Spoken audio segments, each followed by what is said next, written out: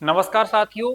देखो, आज हम लोग आपके लाने कुछ खास नियम है जो कि अपना आज जैसे आपने देखा होगा 7 का 11 का और 13 का एक स्पेशल नियम है। और एक ही नियम है, 3-4 मिनट की वीडियो को लास्ट तक जरूर देखना, ज्यादा आपका समय बर्बाद नहीं करूंगा। और यहाँ से 100% क्वेश्चन आते हैं, इस बात का ध्यान रखें अच्छे से, ठीक है ना। तो देखो, पहले जैसे हम लोग कैसे समझेंगे, इसे देखो 7 का और 11 का और 13 का नियम एक ही बताऊंगा आपके लिए। जैसे एग्जाम्पल आपका जी वाला है, ठीक है ना। आप ये देखेंगे ये संख्या हमारी किससे कट रही है, 7 से कट रही है कि 11 से कट रही है कि 13 से कट रही है। तो आपको पहला काम क्या करना है, पहला काम करना है इसके 3-3 के पेयर बनाना है। क्या करना है बेटा, 3-3 के पेयर बनाए इस तरीके से। अब जो पहला पेयर है, पहला पेयर एक देखो, ये कौन सा, ये पहला दूसरा तीसरा, तो पहला और तीसरे को पेयर को जोड़ना है। अगर हमारा यहाँ चौथा पेयर और होता तो हम इसको इसको जोड़ते। समझ में आया कि नहीं आया, ठीक है ना। तो अब इन दोनों को जोड़ते हैं, जैसे कि 2 और 4 कितना हो रहा है, 6, 3 और 0 मतलब 3 आएगा, 9 और 1 कितना हो रहा है हमारा 10, मतलब कितना हो रहा है 1036। अब 10 माइनस कितना, जो बीच वाले को जैसे इनको जोड़ेंगे तो इनको माइनस करना है। जैसे आपने इनको जोड़ा और इनको माइनस कर दिया तो यहाँ पे माइनस कितना हो जाएगा हमारा 904 हो जाएगा। अगर हमने माइनस किया, अब माइनस करें, जैसे 6 में से 4 गए तो कितने बच रहे हमारे, 2 बच रहे। और 3 में से 0 मतलब कितना आएगा हमारा 3, और 10 में से 9 गए कितने बचेंगे हमारा 1। तो अब जो 132 आया, अब 132 से देखेंगे हमारी कि ये किससे कट रहा है, क्या ये 132 क्या 7 से कट रहा है। तो आप देखेंगे सर 7 एकम 7, 6 बच रहा है, नहीं 7 एकम 7, 6 बच रहा है, 7 6 42, नहीं 62 हो रहा है। 7 एकम 7, 6 बचे 62, क्या 7 से कट रहा है, आप कहोगे सर नहीं कट रहा है। फिर आप कहोगे सर 11 से कट रहा है, 11 एकम 11 और 11 दूनी 22 मतलब 11 से कट रहा है। फिर आप कहोगे सर क्या 13 से कट रहा है, तो 13 एकम 13 मतलब 13 से नहीं कट रहा है। तो आप कहोगे सर यह संख्या केवल और केवल 11 से कट रही है, इस बात का ध्यान रखना। ध्यान रखना अच्छे से, जो अंतर है, अगर हमारा 11 से कट रहा है तो संख्या 11 से कट रही, 7 से कट रहा है तो संख्या 7 से कट रही, और 13 से कट रहा है तो 13 से कट रही संख्या, ठीक है ना। अगर ये तीनों से कट रही है, ये अंतर जो है ना तीनों से कट जाए तो समझ लेना संख्या भी तीनों से कट जाएगी, इस बात का आप अच्छे से ध्यान रखना, ठीक है ना। और यदि हमारा इन दोनों से कट रही है, ये वाला अंतर जो दोनों से कट रहा है, तो ये संख्या भी दोनों से कटेगी, इस बात का ध्यान रखना। और भी आपको एग्जांपल बताता हूं, जैसे आपका जे लिखा हुआ है, आप कहोगे सर यहाँ पे 3 का पेयर बनाते हैं, पहला पेयर हमने बनाया, एक बन गया, दूसरा बन गया, लेकिन अब नहीं बन रहा है, तो आप इस तरीके से 0 लगा लेंगे, ठीक।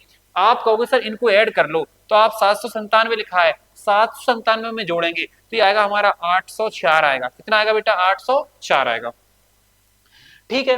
अब जो बीच वाला कितना बचा, 342, 342 माइनस करना है, इस बात का ध्यान रखना अच्छे से।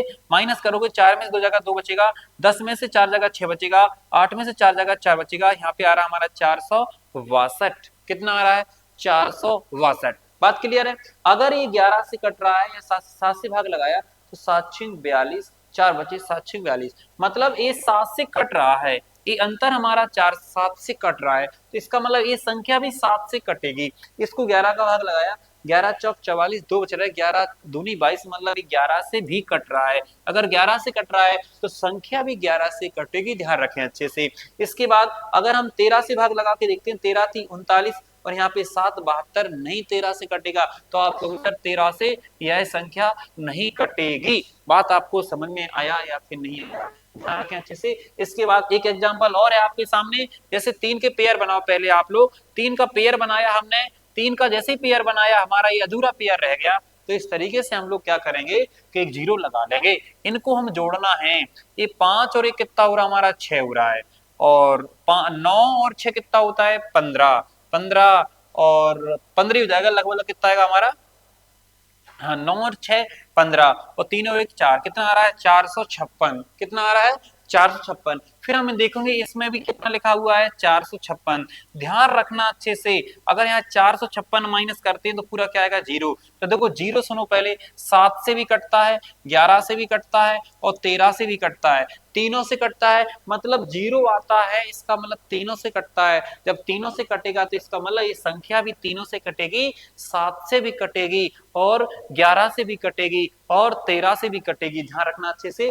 इसी प्रकार से सुन लो पहले, जैसे यहाँ पे एक संख्या लिखी है कि 253, जैसे आपका इसका पेयर बनाया आपने ऐसे करके, ठीक है, ऐसे पेयर बनाया, तो अब ये बताओ और तो पेयर नहीं बन रहे हैं, इन दोनों में डायरेक्ट अंतर दिखेंगे तो क्या आ रहा है 0। तो ऐसी संख्या हमेशा बेटा 7 से कट जाएगी, ठीक है, और 11 से कट जाएगी और 13 से कट जाएगी, ध्यान रखना, ठीक है, जब तीनों से कट रही इसका मतलब तीनों के गुणनफल से कट जाएगी और तीनों का जो गुणनफल आएगा वो आ जाएगा हमारा 1001 आ जाएगा।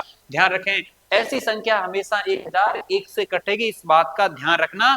जो संख्या 1001 से कटेगी तो वो 7 से अवश्य कटेगी, 11 से अवश्य कटेगी, 13 से अवश्य कटेगी। एक बात और बता देता हूं कि वैसे इस संख्या के लाने ऐसा कह सकते हैं कि किसी भी 3 अंकीय संख्या को, किसी भी 3 अंकीय संख्या को देखो 1 2 3 इसको दोहरा कर, देखो दोहरा कर मतलब डबल बार लिखकर 6 अंक की संख्या बनाई जाती है। ऐसी संख्या हमेशा किसके द्वारा विभाज्य होगी? तो आप कहोगे सर इसके द्वारा विभाज्य होगी, इस बात का आप अच्छे से ध्यान रखना, ठीक है ना। जब इसके द्वारा विभाज्य होगी तो 7 से भी होगी, 11 से होगी, 13 से होगी। ऑप्शन में आएगा 7 से, पहले ऑप्शन में रहेगा 7 से, दूसरे में रहेगा देखो ऐसे ऑप्शन रहेंगे, पहला रहेगा 7, दूसरा 11, तीसरा 13, चौथे वाला रहेगा 1001।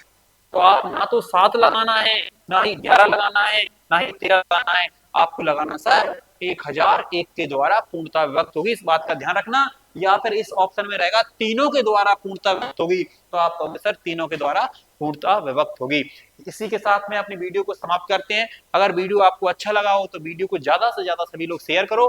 मिलते हैं नेक्स्ट वीडियो में और आप सभी लोग चैनल को सपोर्ट करो, ठीक है ना। मिलते हैं नेक्स्ट वीडियो में, तब तक के लिए जय हिंद। सभी के लिए भारत माता की जय। वंदे मातरम।